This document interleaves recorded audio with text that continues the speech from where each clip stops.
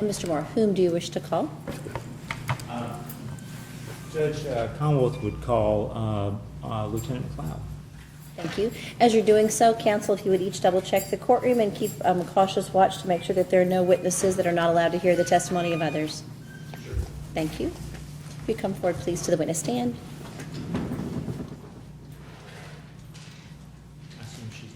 And would you raise your right hand? Do you swear or affirm any testimony you may give will be the truth, the whole truth, and nothing but the truth? Yes, Your Honor. Thank you. You may be seated. Would you answer first, please, the questions of Mr. Moore, and then any that Mr. Forman may have? Yes.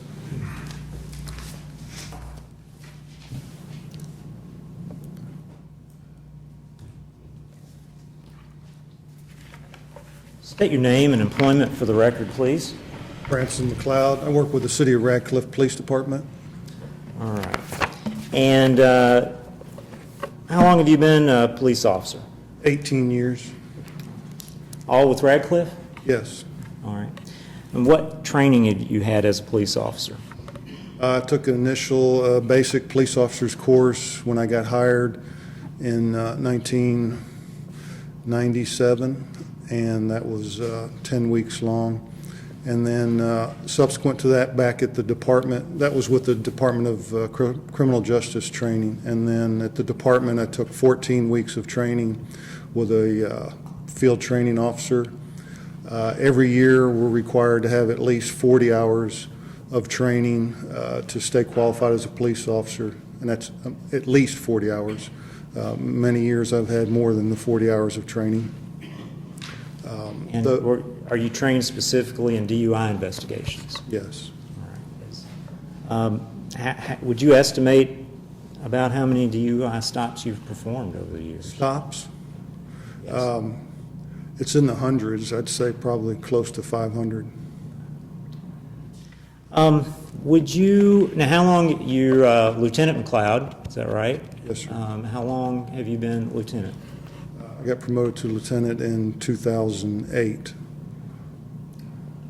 Would you describe your contact with the defendant on May 30th of last year? Yes, I was on what we call the third shift. At that time, it was 2100, 9 p.m. till 7 in the morning. There was also another shift that we overlapped with that was there from 9 to 2 in the morning. There were two shifts on. So at this time, it was just my shift. The earlier shift that we overlapped with was gone. We received a call that there was a loud music disturbance complaint. I don't have the address in front of me. If I could refer to the citation, I don't know, but we responded to the address. No objection, Judge. Without objection, you may use it to refresh. Address of the complaint, which was, well, I don't even think I have it on here. I think the council already mentioned 1404, I believe it was, West Lincoln Trail. It was an apartment building. I think it's like a fourplex. There's 4 separate residences there. We arrived there, myself and Officer Sutherland. We were the 2 officers dispatched. I stayed out on the sidewalk by the front window of the apartment. Officer Sutherland had to go around the corner where the door was, so she was basically out of my sight. The window I was standing in front of was open. It had a screen there. Blinds were open. I could see several individuals sitting inside. I could see bottles of alcohol, cups, etc., sitting inside. I could hear Officer Sutherland knock on the door. She explained that the noise was excessive again. We knew that there had been a prior call. You were not on that call, were you? No, it was prior to, we were on shift, but I wasn't aware of the outcome of the call. I had heard that the call was there, but the other shift had responded. I heard her explain to them that it was loud and the neighbors had called and that it needed to discontinue being loud. At that point, there was a male who identified himself by saying, this is my apartment, and he looked into the apartment and started yelling at everybody, you know, this has got to stop, y'all have to go. So we never initiated an action that said anybody had to go. We just said it needed to be quiet. Our next step would have been a criminal offense of disorderly conduct, and we'd have charged somebody with a disorderly conduct. We didn't do that. Okay, asked so them to you be quiet. heard, you didn't go to the door, but Officer Sutherland went to the door. Okay. And you heard her knock, Right? okay? And were you able to see her, or you said she was around the corner? As soon as you turn the corner, the door's right there. I Okay. couldn't see her unless she stepped back from the door. All right. Now, you heard her tell somebody, do you know, was it the first person that came to the door or the person whose apartment it was? Somebody answered the door. I don't know who it was. Did she explain the noise problem to that person or to the other occupant that came forward, or do you know? She was explaining to whoever, I don't know who she was talking to specifically, Okay. but someone did step out. There was a male that stepped out, and he identified himself as the resident there. Okay. And you were able to hear that conversation? Yes. Okay. And did Officer Sutherland tell them to do anything other than to keep the noise down? No. Okay. All right. She didn't tell them, your people have to leave, get the hell out, or anything along those lines? No. All right. Now, you said you were beside an open window. Did you speak to anybody through the window? Yes. Okay. What? Tell us about that. Mr. Symington, I found out later who that was sitting there at the table next to the window. There were several people sitting there. From what I recall, when Officer Sutherland knocked on the door, that person sitting there, I didn't know who it was at the time, said, "You don't have to open the door." And I made a comment into the window that it's the police, you all need to open the door. And that's when somebody came to the door for Officer Sutherland. Okay. But was he talking, he wasn't talking to you, you just heard that said through the window? No, he didn't even know I was standing there, as far as I could tell. All right. And did he or anyone else that you recall say, they can't kick us out? No, I don't recall anybody saying that. Did you hear anyone ask Officer Sutherland or yourself if they could stay? No, no one asked me anything. As far as I know, no one asked Officer Sutherland that. Okay. And you didn't ask anyone to leave, did you? No. All right. All right, describe, you said the, whoever it was who was speaking to Officer Sutherland began telling people to The leave. male came out, he says, "This is my apartment," and he turned back towards the door and started telling people, "This has got to, you know, the party's over, everybody's got to go." And he was telling people, "Get out, get out, get out." And we just stood there for a couple minutes, and he promised to make sure it wasn't going to be loud, so we were departing. Okay. And describe what you did and observed after that. Well, he started telling people to get out, and a couple people left. Not everybody. There were still people in there. And I was walking back to my vehicle. Officer Sutherland was now in front of the apartment, kind of where I was at the beginning. And she was just standing there watching people. I got in my vehicle. Just as I was getting in it, a vehicle drove out of the parking lot, and I recognized it was the subject that had been sitting at the table in the apartment. Okay. Now, was this the only vehicle you observed leaving? Yes. Okay. You said a couple of people were leaving. Do you know if they walked away or got in a different vehicle or got in this vehicle, or do you know? Well, I was parked, there's like a driveway at this apartment building, and then it goes back behind the building, and there's a parking lot. So I couldn't see anything. People walked out, and they went around behind the building. So I don't know where they went or what they did. Okay. But you observed this vehicle, which I guess was near yours, on your side, on that side of the No, building. it came from back that parking lot. Oh, it came from back there. Okay. All right. And so you were able to see that the person driving it was one of the individuals that had... Right, my headlights were on my vehicle, and just as I was getting in, he drove right by me and kind of gave me a glare, so. Okay, you saw that it was the defendant? Yeah. Okay, what'd you do next? I backed up, the vehicle pulled out. It made a right turn onto Lincoln Trail Boulevard, heading towards Logston Parkway or 31W. I backed out of the driveway and followed the vehicle. And describe what you did next. What you saw, what you The did. vehicle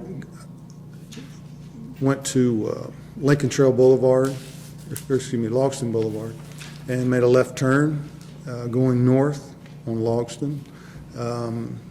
I think the total distance we traveled may have been a mile or less, and then the vehicle made a right-hand turn and failed to signal that right-hand turn into a residential parking lot at 680 North Logston Parkway. Was this a house or apartment complex, or? It looked like a house, but it was divided into apartments. They pulled into that. As they pulled in without using their turn signal, I initiated my emergency equipment and conducted a traffic stop on the vehicle. And the driver of the vehicle was this defendant, is that correct? Right, Mr. Symington was identified using his driver's license that he gave me. And what you've been described happening occurred in Hardin County, Kentucky, didn't it? Yes, it did. Go ahead and describe what you did next, as far as did you observe anything when you made contact with him? I approached the vehicle on foot to the driver's window. Window was down. I introduced myself to the driver. I told him why I had stopped him, and I asked for his driver's license, registration, proof of insurance. He did produce those items. I asked him if the address on his driver's license was correct. He stated it was not, that he lived at the address where we had pulled into. Actually, that 680 North Logston, Apartment B, and his driver's license had an address. I don't even recall where it was, but he related he hadn't lived at that address for about a year. I asked him to exit. During that conversation, though, I did detect the odor of alcoholic beverages coming from the vehicle. I could smell it. Asked him to exit the vehicle. I did notice there were other occupants in the vehicle. I don't recall how many, but there was at least one person in the front passenger seat, and there was at least one in the rear passenger seat. There may have been two in the rear passenger seat, I don't recall. I asked him to exit the vehicle. We went around to the rear of the vehicle. I explained to him that I would like him to perform some field sobriety tests. I asked him if he... Let me ask you this, let me interrupt you. When you got him out of the vehicle, did you still smell the odor of alcoholic beverages? Yes, when I conversed with him outside the vehicle, it was coming directly from him. And so you asked him to go around to the back and for field sobriety tests, is that right? Yes. Okay. And did you ask, what field sobriety test did you ask him to perform? Well, first I asked him had he had anything to drink. Okay. Normally I ask in the last 10 minutes. And he said he had drank some wine, and that was it. Then we conducted field sobriety tests. And what was the question about that again? I'm sorry. Just what field sobriety test did you ask him to do? We conducted the one-leg stand, is what it's called, and the walk and turn. And how did he do on those? He did not show any indicators to me that would have caused a great concern to me. Okay. So he did fairly well on those tests? Yes. Okay, not enough for you to note that he did not do well on those tests? Correct. Okay. So did you make any observations other than the odor of alcohol? His eyes were very red bloodshot. That was one indicator of under the influence. And he had slurred speech when he would speak. It wasn't crisp and clear type of a language. It was a little bit slurred. You could tell that there possibly was alcohol involved. Okay. All right. And did you place him under arrest for driving under the influence? Yes, I did. Okay. And did you transport him back to, where did you transport him In my vehicle, back to the Radcliff Police Department. That's where we have where he was offered a breath test at that All time. right. Now, the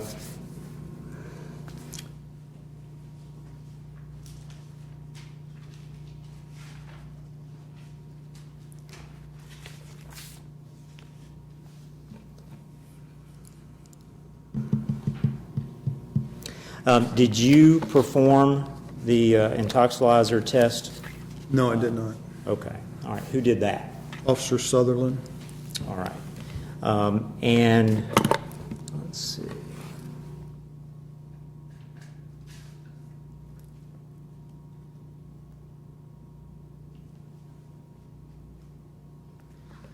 Did you note a time of observation that was begun by Officer Sutherland? Yes. Okay. And did you make a notation of that anywhere? Yes, I did. Okay. Where? There's an evidence card that we use. It's supplied by the Kentucky State Police, and we use that card in the intoxilizer. That's the instrument that tests the breath. And on that card, there's spaces at the bottom, and we're required to get a time off of the instrument and record that on the bottom of that card in handwriting. And you normally write observation began, and you put that time down off of the instrument when the subject arrives for the test. So you have an observation period prior to administering the test. All right. So you made that notation on that slip. Is that Yes, I did. correct? Okay. Even though you did not ultimately give the test or That's correct. the breath test to the defendant. Okay. And so who observed the defendant? Officer Sutherland. Okay. And were you all right there together when this was happening? We're in the During this- same room, yes. All right. During the observation period? Yes. All right.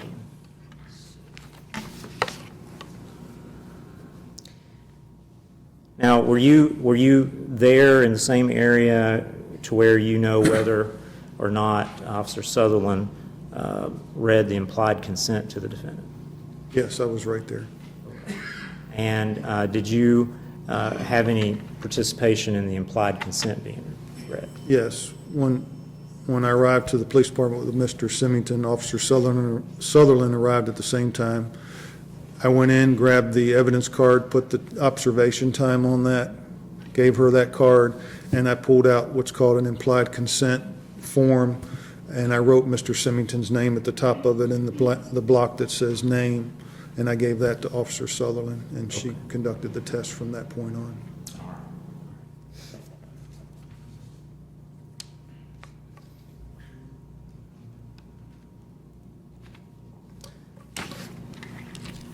I don't think I have any other questions right now. Cross-examination. Thank you, Judge.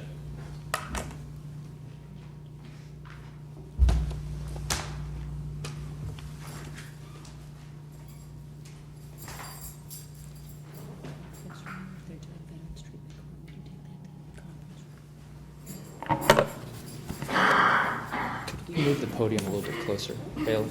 Yep. Deputy Runyon, can you assist with the podium? Sorry, I've sent her on an errand. That's okay. Closer to the middle, if you would, please.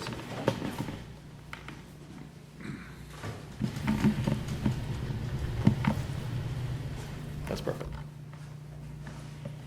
Thank you.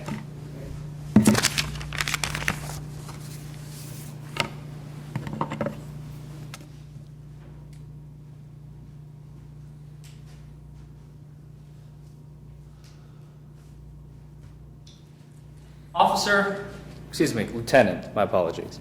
Lieutenant, do you agree that the main function of the police is to prevent law violations? No, No. It's not to prevent law violations. not the main purpose. That's, Is it one of the main functions? yes, Okay. Do you also agree that an officer or a lieutenant or a commander must follow their instructions and their standards of procedure? yes, Would you also agree with me that you were trained at some point that if you see someone that is violating the law, you are to stop them and conduct an investigation. Well, you're given the tools to see that. I mean, it's officer's discretion usually, what their main purpose at that point might be. Officer may be going to a call that doesn't allow to stop someone speeding. You got to look at what's more important, maybe. But if you see a violation being committed in front of you, would you take action or would you ignore it? If at all possible, I would take action, yes. Thank you.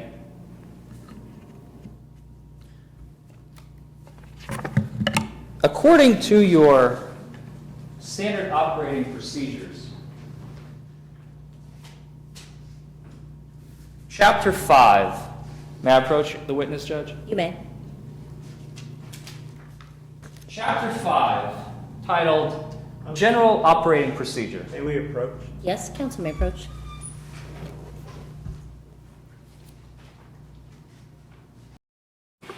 There's been no foundation laid for this, Judge. I don't know what it is. I don't know if the officer knows what it is. It's not certified. It's not anything, so. This is something I got directly from the Radcliff Police Department. I mean, he Well, doesn't we have don't to know have it in that. front of it. You can lay the foundation as to if he knows what the document is before he answers question about it. If he has foundation, you can certainly question. Let's see if he does. Okay, thank you. Thank you. Lieutenant, are you familiar that the Radcliff Police Department has standards of operating procedure? Yes. Have you ever seen them? I've seen some of them, yes. Have you ever read them? Most of them.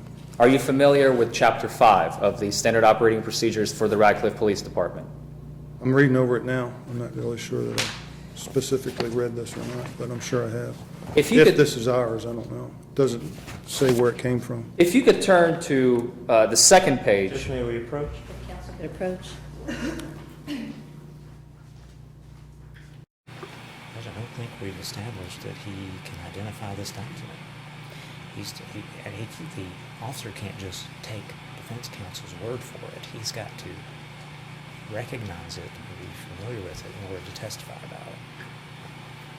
Did you have a more complete copy that if the officer looks at it front to back, you can see the Electronically, signatures? it's like 300 pages. No, excuse me, it's more than that. It's about 650 pages, Judge. I have it all electronic from Captain Willie Wells at the Radcliff Police Department. Let me take a short recess. I'm going to check on the Veterans Treatment Court. The officer says that he doesn't know that if this is his or not, but that way, if I'll use it. But this is just the general, I'm not looking for the officer to have read the entire book. But he doesn't The have to. individual Can't pages even are not question about marked. that. We don't know what this is from. He doesn't can't- know he what So this if I says- take it away from him and just have him testify on it, would that suffice If for the court? he knows an operating procedure, sure, but at this point, he can't acknowledge the document, so he can't ask questions about a document. I will simply ask him generally then, and if he does not know, then He we'll doesn't move know. on. Okay. If he's aware, if That's he's fine, trained as long on as he's not procedures, sure. being asked to testify on a document. He says, I don't know if this is it or not. Absolutely. Thank you. Thank you, Judge. So I'll let you take that from the witness then. Thank you. Lieutenant, if I may. Thank you.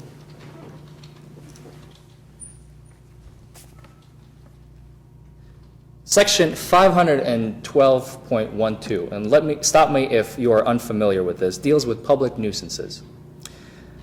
It states, public nuisances. These violations are You can ask questions of the officer rather than reading from the document yourself. Very well, If you're aware Judge. of the procedures and what they're aware of about the procedures would be very appropriate. Are you aware, Lieutenant, that when there is a noise violation, one of your protocols is to have a verbal request for correction? Okay, yes. Or the other alternative is going through a legal process? Okay, could you Such ask as the bringing question them to again? court. I'm sorry, such as bringing them to court or issuing a citation, giving them a warning, some type of either verbal or legal action can be taken by you as an officer of the law if someone commits a civil That can be done violation. on the initial contact. I'm sorry? That could be done on the initial contact. I think your question said. Can you explain? You go back to your first question? You talking about this section, or what are you referring to, Your Lieutenant? question, sir? You Yes. had two questions. The first one My was- first question is the verbal request for correction is one. Are you familiar with that? Yes. I'm not really sure what you're asking me exactly. Are you asking, is that what we normally do on a first contact? If what it sounded someone like. commits a civil violation or a criminal one, in this case, we're talking about a civil one. If there is a noise complaint, okay, one of your protocols is to issue a verbal or a paper request for termination of that nuisance, correct or incorrect? First of all, I don't agree that this was a civil offense. It was a criminal one. Correct. How was it a criminal one? It's a disorderly offense. They're disrupting the public, right? They're causing alarm or annoyance, yes. Thank you.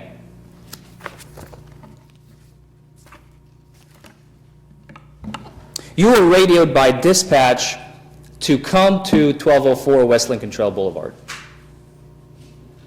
Yes, sir. And as you've already stated, you were not on the first, this was the second time that somebody was called to that address. There was also a first one. Yes or no? Yes, correct. You were on the second call, Yes. and you were aware that this was the second call. I may not have been initially when I got out there, but I learned that when we arrived. I'm not sure exactly when I was aware of that.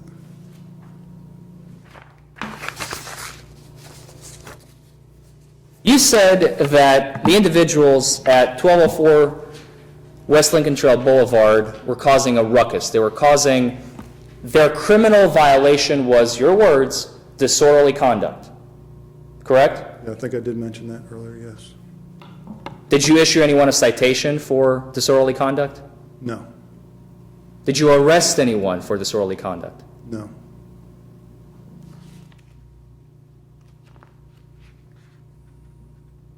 You testified that when you arrived, you saw Mr. Symington through the window sitting at a table. Yes, I did say that. And you heard him, this is your testimony now, you heard him say, "Don't open the door. We don't have to open the door." Is that right? Isn't that what you just testified to a moment ago? Well, not exactly like you said. I said, you don't have to open the door. You don't have to open the door. It's the police, you don't have to open the door. We got this, right? You don't have to open the door. You never heard, "They can't kick us out." That never came out of Mr. Symington's mouth. I did not hear that, no. You never said, "Oh, yes, we can," No, to that, responding to that comment. no. You were standing outside the house, or were you at your SUV when you saw Mr. Symington exit the door? I don't think we made that very clear. Well, I'm not real sure. I think I was standing outside the house. I wasn't in my vehicle yet. You were not in your vehicle yet, but were you walking towards it? Where was your I physical? was still standing out front. I was on the sidewalk. The window was like right up to the sidewalk. I don't even recall that he passed by me. I mean, I just know I saw a vehicle leaving. And You did not hear him say any statements, make any statements, or say anything to anyone. That's your testimony here I did not hear him today. make any statements.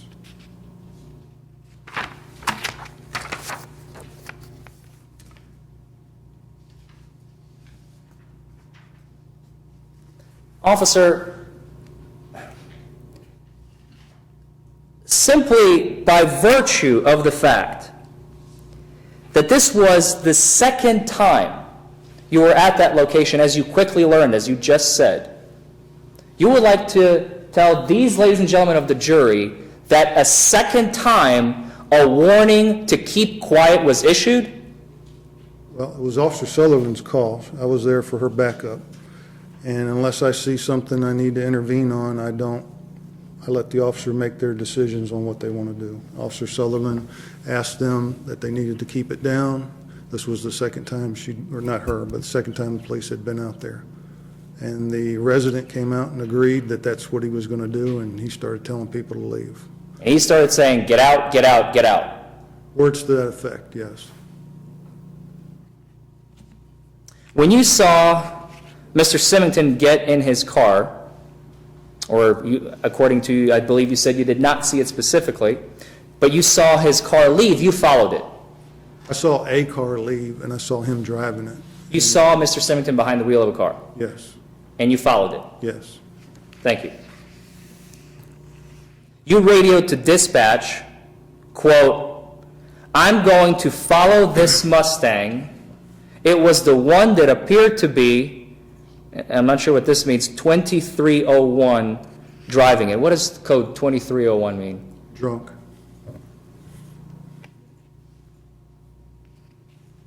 And yet you did not stop him when you saw him initially, correct?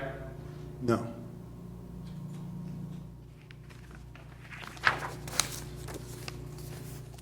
Despite the fact that you suspected him of being drunk.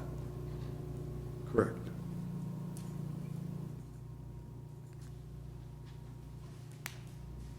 Aside from the signal violation, just briefly, you did not see any other bad driving? No, I did not. He completed all field sobriety tests with no clues, All that I requested, yes. all indicative of a sober person. He did the field sobriety test correctly, but I still believed he was not sober. No further questions. Any redirect? What time did you observe the defendant operating a motor vehicle, or the last time you observed him operating a motor vehicle? You mean between the time they left the apartment to the time I You pulled him stopped over. him? The time you pulled him over, what time was that? 3:03 in the morning.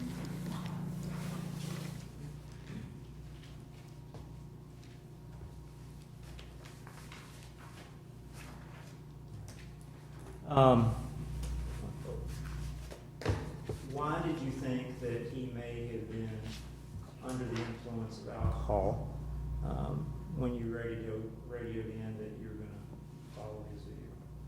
Well, I had observed alcohol on the table where he was sitting in cups. And then the comment that he made, you don't have to let him in, was kind of odd. But you didn't have any direct contact with him, did you? No, not at that time, I didn't.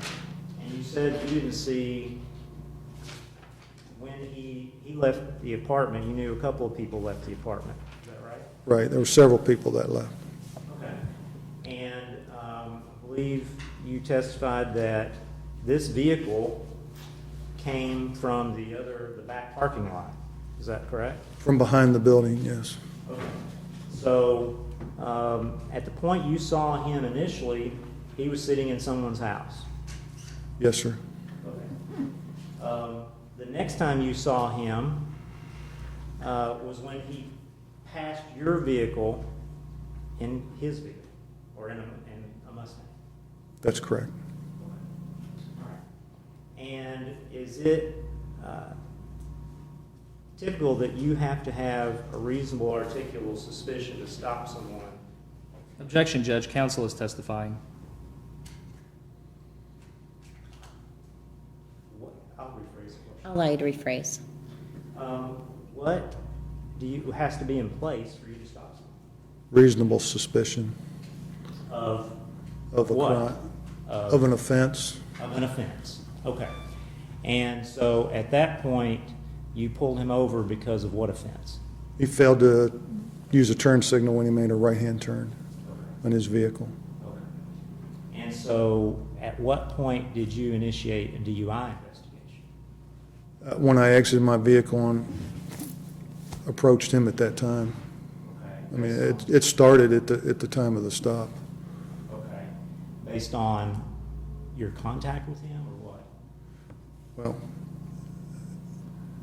based on what I had observed earlier, to include the contact, all those circumstances add up. Those things justified earlier to the odor of alcohol, et cetera, et cetera? Yes, sir.